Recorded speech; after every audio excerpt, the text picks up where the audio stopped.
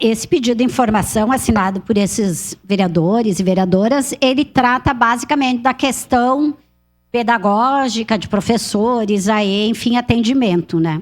Com certeza, nós deveremos, em algum momento, saber e compreender a questão, que eu concordo aqui em 2 pontos com o vereador Bressan, estamos juntos, que é a questão das construções dos muros, das capinas, das coberturas das quadras, né? Tem muita coisa na parte da estrutura das escolas que estão deixando a desejar. Isso já foi comentado aqui várias vezes, é um outro bloco de questões da educação, das escolas, da zeladoria da cidade como um todo, que nós precisamos compreender. E também a questão da educação do ponto de vista estadual.